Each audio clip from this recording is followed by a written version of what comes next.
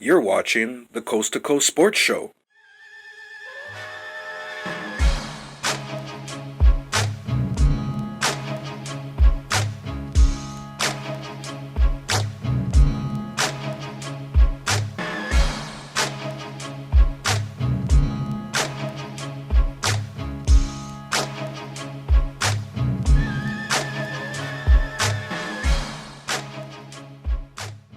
Look like Magic Johnson doing some type of stuff like that sort of stuff. But I compared him as the I quarterback. already did those in practice. I didn't have the guts to do it in a game. He has the guts to do it in a game.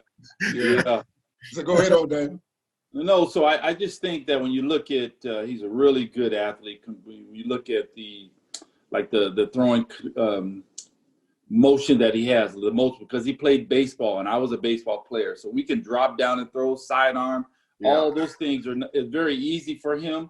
But I think what their offense is built around his ability and his skill set. And I think with the talent that he has, the more you watch Kansas City, I always say that, man, they are using more CFL concepts, aren't they?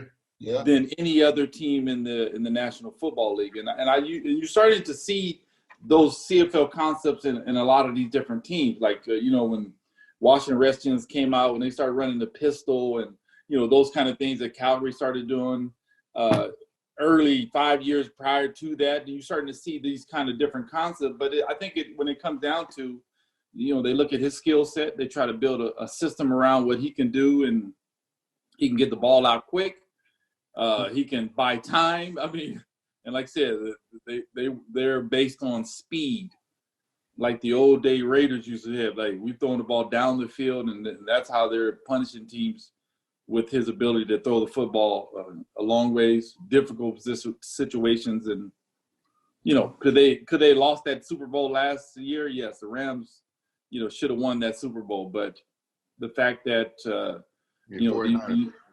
49ers should have won that Super Bowl. But at the end of the day, is like his skill set, man. Like I said, that different generation, they continue to learn, and he was winning. Well, he won the MOP, and he said he didn't know what he was doing offensively. Yeah. And he's still learning. That's scary. That makes it even more scary. Right. It is. Go ahead. I want you to say. You got a great talent. You got a great offensive system that just invites his talent to blossom, and speed galore, right? And what else do you want? I mean, heck, two of their offensive linemen didn't even show up for camp. The one is being a doctor up in Montreal, where by the way, I drafted him. Did you? But it's just a perfect marriage. It's a joy to watch. And like you said, Damon, they're using so much more motion now and the defenses can't figure it out. It's a lot harder to defend that type of motion with the left. It's a lot easier with 12 guys because you can set the edge both sides. Right. But you can't do that down there, and they're having a blast with it. I think a lot of times too is like more like, for example, what Russell Wilson do very well in their offense, and you can look at a different quarterback and say, well, how well Russell Wilson would be in the Kansas City offense. I mean, they'll be just as devastating and dangerous. Yeah, a lot of it has to do with young quarterbacks is what they're surrounded with. You got to have good players around you, or you're not going to be that great. And one of the other luxuries that Patrick had is he didn't have to play his first year. He sat behind Alex Smith and watched it learn from him every day, and got to practice with no pressure on himself. They let him play in the last game of the season just to see what he could do, and then he took over the next year after having another whole off season together with his team. So he got the perfect start into the league with like John said, the perfect coach, the perfect players around him, and he didn't have to come in day one and carry the franchise. He got a chance to sit back and relax and check out how it's done. And then once he got the reins, he took off with them. Yes.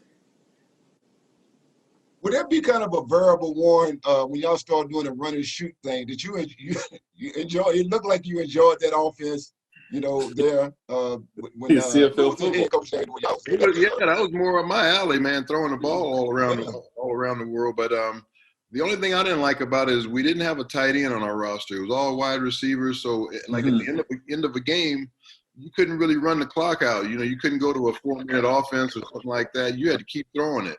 And if you threw it and it was incomplete or something, Stop the clock. You always gave teams a chance to get back into the game if you weren't spot on. And then we also had, like when John talked about being able to set the edge, we had short edges because we didn't have no tight end on either side. So those defensive ends and those nickels were coming full speed on the outside on some of those blitzes. And I got the ball away a lot of times, but I took some hell of a shots as I was letting the ball go. So it takes its toll on your body too. And they were allowed to hit you a lot more. A lot more. Right. Drive you to the turf and fall on top of you and all of that. They didn't care about any of that stuff. Yeah, then the games now, well, you can barely touch a quarterback now. So man, you see that game the other day with Tom Brady and Mahomes? They called 3 roughing the passers within like 5 minutes in the game. Just a tap on the head, grazing the head. The guy trying to block a pass and then his hand comes off and grazes his helmet. Come on. And when I played, man, I was getting speared, all that stuff. Man. Crazy. Totally different. Damon know him as buddy. Damon, I didn't tell you this before, but I met Damon before he came to the league. My agent was trying to get me to, decide to get him to be a representative for Damon. And I went on and took the Damon to the side like, don't get on with it. Don't touch my agent. But you guys do it, of course, in time. I have to get a charger, but just keep it going, okay? Yeah. But primarily, when I met Damon, I didn't know eventually he was going to come to the CFL because I thought he was going to play baseball initially and probably go through that avenue.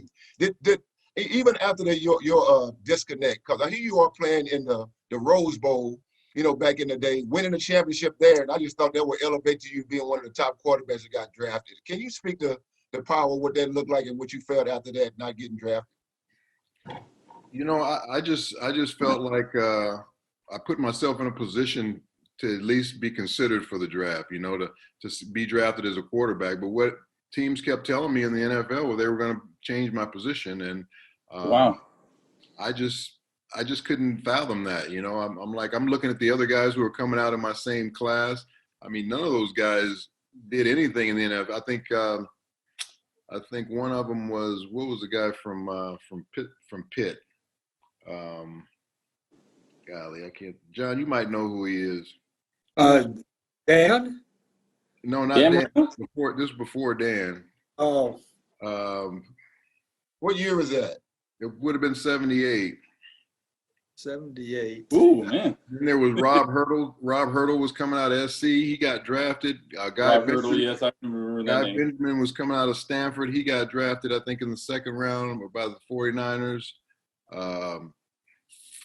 And then, of course, Doug Williams was the first quarterback that came out that year, and he should have been drafted in the top 5, but he didn't go until 13, and that was to John McKay, because John McKay had black quarterbacks at USC, and if John wouldn't have drafted him, who knows if he would have even went in the first round. And Absolutely. He was the best quarterback by far coming out in that draft. So, yeah, it was just weird to me that the teams were looking at me to play another position. I had never played anywhere else, and I wasn't that great an athlete where I could, play DB or play wide receiver or something like that. I was just a good athlete for playing quarterback. Well, that's why I decided to go to Canada, because they were going to give me a chance to play quarterback, and I was hurt by it all, but I just went with the opportunity that was given to me. And I think we all have similar stories. I remember when I first watched you play in the Rose Bowl, and you won the Rose Bowl at the Washington Warren, and then you went on, and you kind of somewhat lose track of where you because you're not in the National Football League. And then it was in 1982. My brother went to the Raiders, and the NFL. They had the strike year. Right.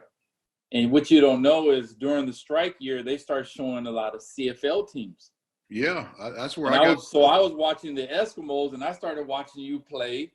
with the Eskimos while I'm at Cal State Fullerton. And then by the 1984, there was a scout, and my coach, Gene Murphy, told me my senior year.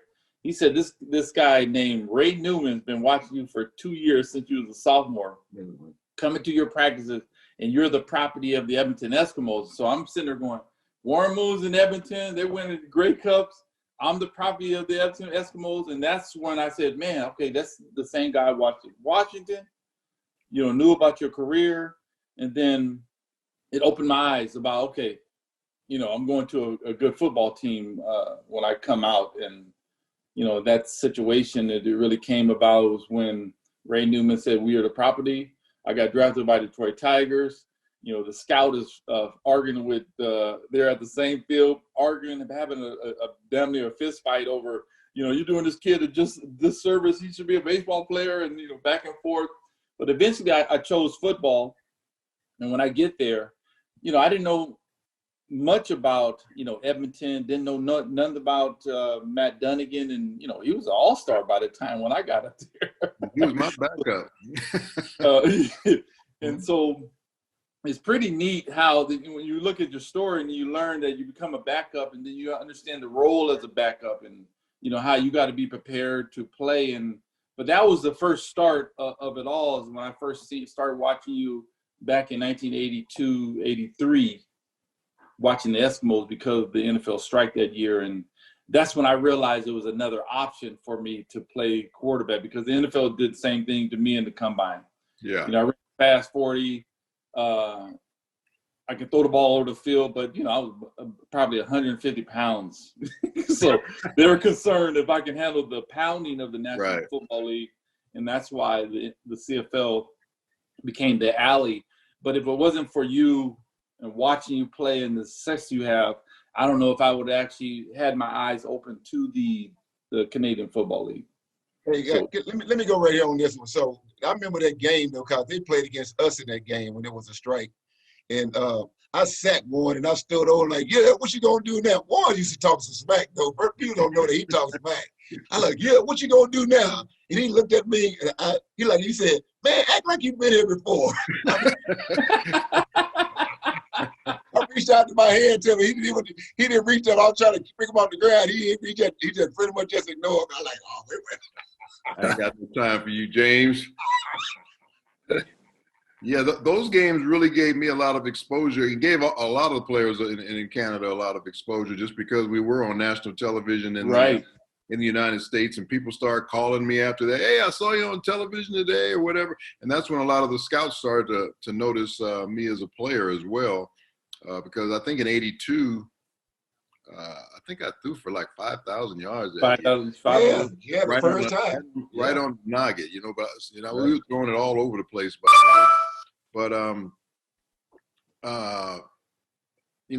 Damon, me and you go back a long way because I knew your brother so well. I recruited him to come up to the University of Washington. He didn't come, obviously, but that's where we first met, and then we became friends over the years when he was with the Raiders, and that's where I met you and all your other brothers. And so I knew that you were playing at Fullerton, followed your career, and then, of course, going on up to Canada and everything you did up there. So, our relationship goes back a long way, and a lot of the things that happened to us were kind of parallel to the way things happened for us coming out.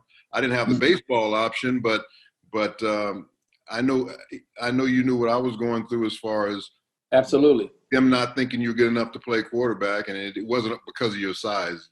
Give me a break. It definitely didn't have anything to do with your size, Thank you for giving me a subway to this, though, John. I want y'all each individually at one time or another. Y'all can just tell me your journey from the start. Mine was horrible. I don't even want to talk about how mine started. But John, tell me why you chose to play football. Because Damon, I think he's the only other person that I know of that had options. But why did y'all choose to play football from the start? You asked me? Yes. Yeah. Well, high school, obviously. I was a basketball player too. And I was just going to play basketball. And so you can shoot the three ball? You can shoot the three ball? You can shoot the three ball the way they shoot now? Hey, when they made that 3-point line, I became They didn't have a 3-point line back then when we were playing, Damon. Right. I know I'd go mess it up underneath there, and I had a nice jump shot. I was sweet. So, but so when I told my dad that I wasn't going out for the high school football team, he changed my mind quickly, and because I'd play football all the time in Sandrock football, right? He knew that I'd game. It's just that I didn't think I was a good enough athlete to play both sports. And he says, he told me I wasn't real smart, and I'll get on the bus there and go to football practice. And so that's how I really got into the game. During high school, they would send the quarterbacks, or high school would send the quarterbacks to a quarterback camp up in northwest Pennsylvania at a Boy Scout camp in the middle of the woods. And the Penn State coaching staff coached it. And they had quarterbacks and receivers there. And that's when I first met Joe Paterno and started a relationship with Penn State.